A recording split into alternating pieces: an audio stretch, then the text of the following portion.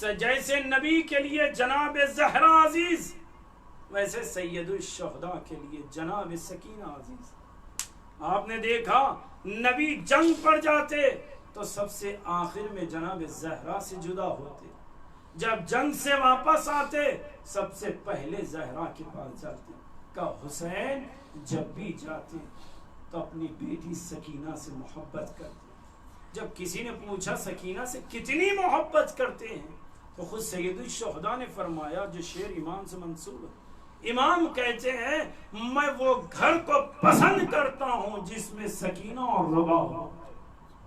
کبھی کسی دعوت میں جناب رباب اور جناب سکینہ چلی جاتی تو اس وقت سید الشہداء انتظار کرتے، اگر تاخیر ہو جاتی آنے میں، روایت کے جملے ہے علامہ یزدی نے لکھا، کہتے ہیں سید الشہداء صحن میں ٹہلنا شروع کر دیتے، کتنی تاخیر ہو گئی سکینہ واپس نہ آئی، بی بی سکینہ واپس نہ آئی، کتنا چاہتے۔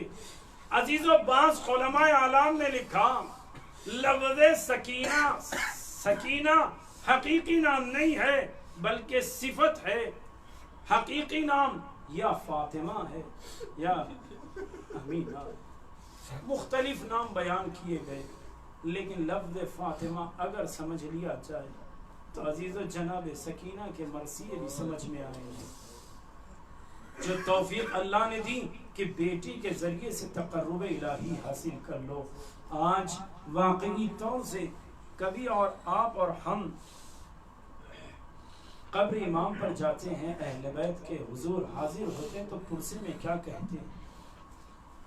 اگر جناب زہرا کا پرسہ دینا ہوتا ہے تو امیر المومنین کو خطاب کر کے کہتے ہیں آقا یہ غلام آئے ہیں جناب زہرا کا پرسہ دینے کے لیے۔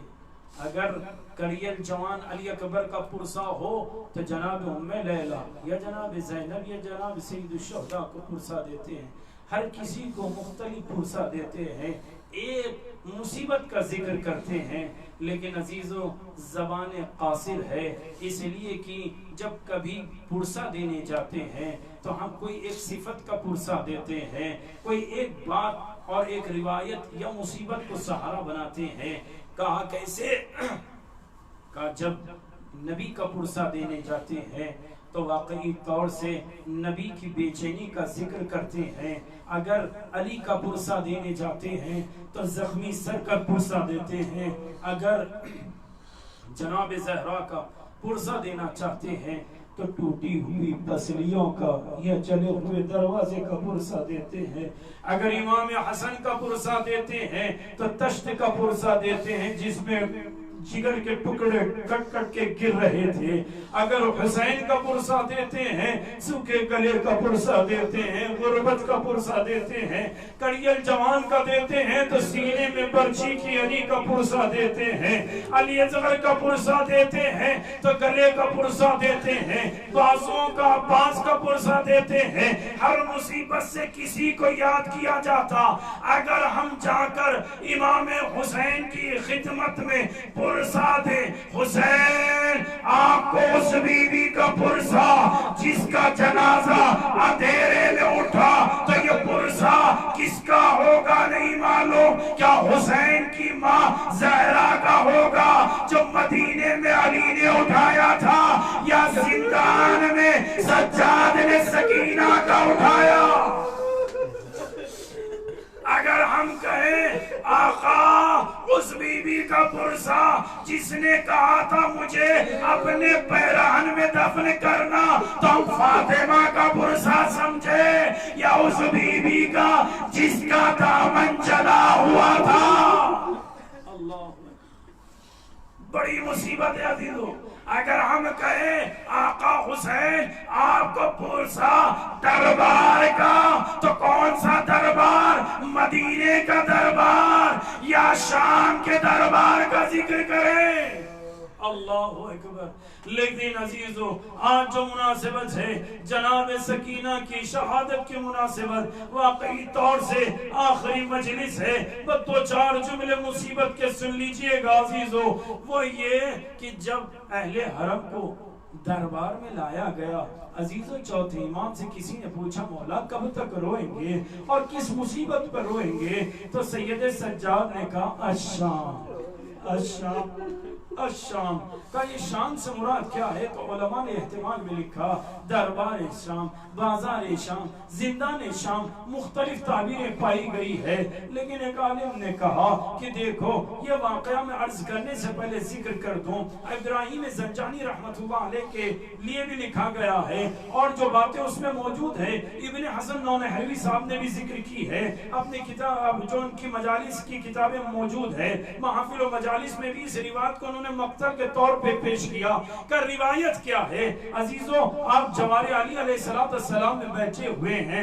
روایت یہ ہے جب دربار یزید کا وقت آیا تو جناب زینب نے امام سجاد سے کہا بیٹا سجاد میں نے علی اکبر کے واقعی طور سے لاشے کو دیکھ لیا، قاسم کے پامال لاشے کو دیکھ لیا، سب پر صبر کیا، کوفہ چلی گئی لیکن اب یہ دربار میں جانے کی ہمت نہیں ہے. بس اتنا کہنا تھا. سید سجاد آگے بڑھے کہ پوپی اماں بابا کی طرف دیکھے، نوکے نیزہ پر حسین رو کر کہہ رہے تھے بہن ہمت کرنا، آگے بڑھنا. اللہ اکبر. آگے گئے. آخر دربار کی بات کیا تھی عزیز و ابراہیم زنجانی رحمت اللہ علیہ کے لیے لکھا گیا ہے. کہتے ہیں جب ایک مرتبہ مقام رسول حسین کی زیارت کی، جو وہاں رہ چکے اس بات کو اچھے سے درک کر سکتے ہیں، سمجھ سکتے ہیں.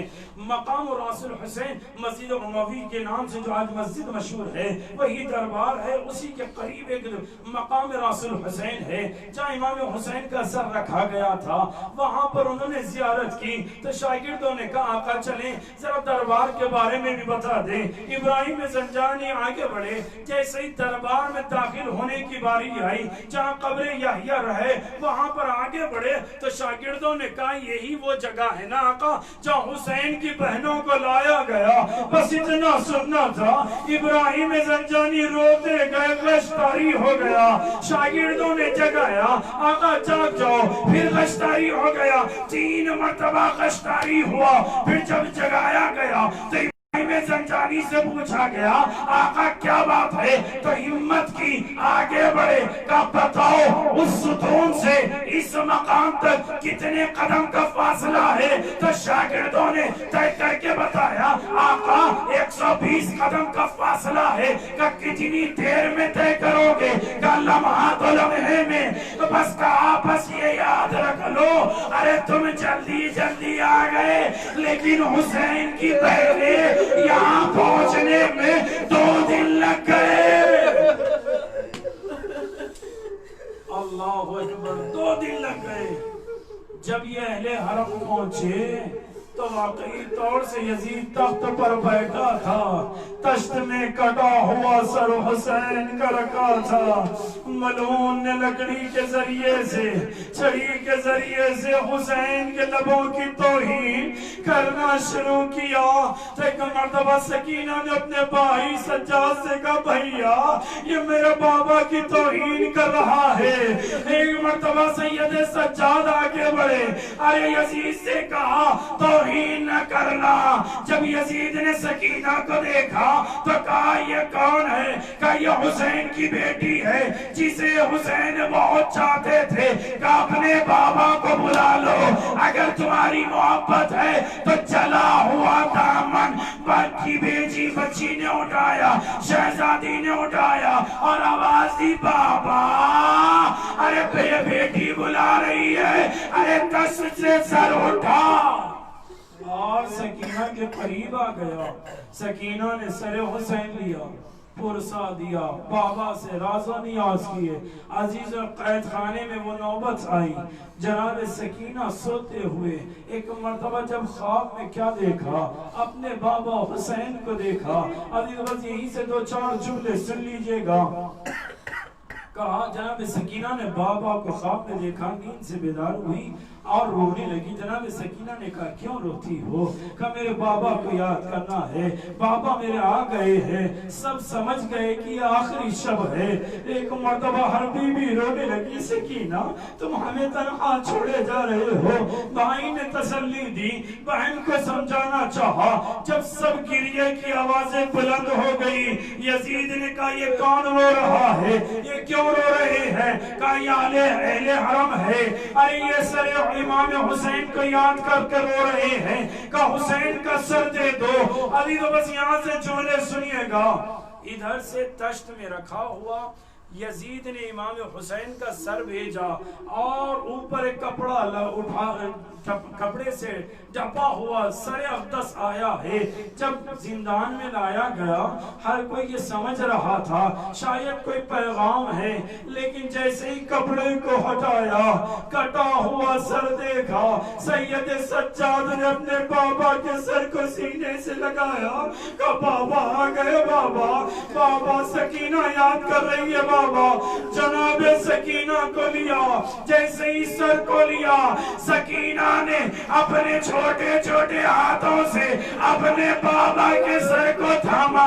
علامہ کہتے ہیں بیٹی نے باپ کے چہرے پر ہاتھ پھیرنا شروع کیا، ارے غد و غبار کو صاف کیا اور ایک جملہ پڑھا، مرثیہ پڑھنے لگی، یا ابتھے من الذی بقیا باتکا نرجو ہو، اے بابا آج کے بعد کون ہمارا تھا جس کی طرف رجوع کرتے؟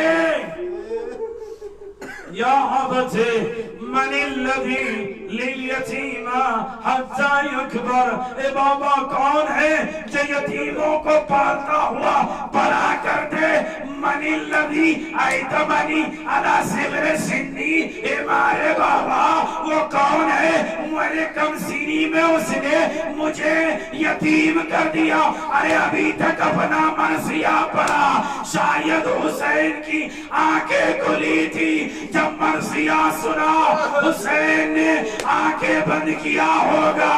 اب سکینہ نے مرثیہ پڑھا، یا ابتھے من الذی قطع وریدکا، اے بابا وہ کون ہے جس نے آپ کی رگوں کو کاٹ دیا؟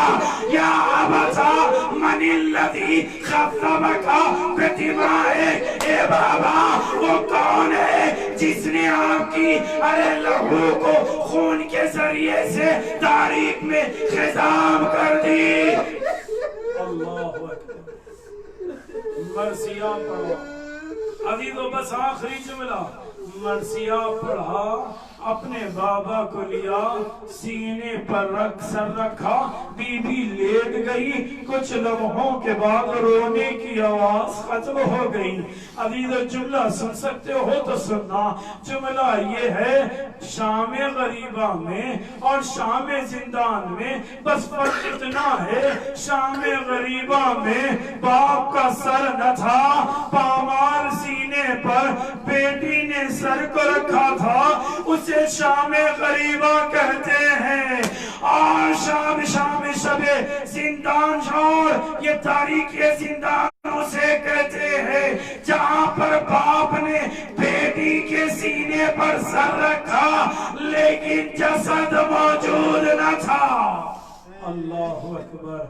شہزادی کی رونے کی آوازیں ختم ہوئی، امام سجاد سے کہا بیٹا سجاد ذرا سا دیکھو میری سکینہ کو کیا ہوا؟ امام نے ہاتھ اٹھائے اور تھام کر کہا اِنَّا لِلَّهِ وَإِنَّا إِلَيْهِ رَاجِعُونَ۔ اے بھوبی اماں، میری بہن اس دنیا کو الوداع کہہ چکی ہے، بس اتنا تھا۔ آیا عزیز کلام نے روایت سن لی نا، غسالہ آئی ہے، پھر کیا ہوا آپ نے سنا ہے نا۔ عزیز بس ایک جملہ سن لو، اس کے بعد میرے مصائب کو ختم کر دیا۔ کیسے سنو گے؟ عزیز قبر کو کھولا گیا، ارے اس کے بعد امام سجاد آگے بڑھے، ارے امام کیا مرثیہ پڑھتے، زنجیر مرثیہ پڑھنے لگی۔ ارے مدینے میں جب علی نے فاطمہ کو اٹھایا، قبر میں نبی کے ہاتھ آئے، لیکن زندان میں حسین کے ہاتھ بلا میری بیٹی کو دے دو. سجاد نے بیٹی کو دیا. بس فرق اتنا تھا وہاں علی کے ہاتھ کھلے ہوئے تھے, یہاں سجاد کے ہاتھوں میں ہاتھ کڑی تھی. اور مرثیہ یہ تھا, اے بہن اپنے بھائی کو انا للہ و انا الیہ راجعون. رزن بقضائه وتسلیم علی مولا بر الہ پروردگار آباد خیر محمد و آل محمد. اس قلیل سے اداکاری کو قبول فرما. خدایا تجواز آل محمد کا امام وقت کے ظہور میں تاچیل فرما. ان کے لشکر میں ہم سب کو شمار فرما. خدایا تجواز آل محمد کا اگر دشمنان دین و اسلام لاقی ہدایت تو ہدایت عطا فرما, ورنہ انہیں نیست و نابود فرما. خدایا تجواز آل محمد کا دنیا میں زیارت حسین اور آخرت میں شفاعت حسین نصیب فرما. خدایا تجواز آل محمد کا تمام شیعان علی علیہ السلام کو ہر بیماری سے بالخصوص اس وبائی بیماری سے محفوظ فرما. خدایا تمام بانیان مجلس اور جس نے بھی جس زاویے سے خدمت کی, خدایا اس کی خدمت کو قبول فرما. خدایا تجواز آل محمد کا مؤسسین اس مجلس کو, خدایا تجواز آل محمد کا ان کی دعاؤں کو قبول فرما. خدایا تمام مومنین کو اور تمام مؤسسین کو خدایا بحق امام علی علیہ السلام تمام آفات ارضی و سماوی سے محفوظ فرما. خدایا تمام مرحومین کا اور ہمارے گناہ کبیرہ و صغیرہ کی مغفرت فرما. خدایا تجواز آل محمد کا جنت البقیع پر سایہ عنایت فرما. اگر دشمنان اہل بیت لائق ہدایت تو ہدایت عطا فرما, ورنہ انہیں نیست و نابود فرما. ربنا تقبل منا انک انت السمیع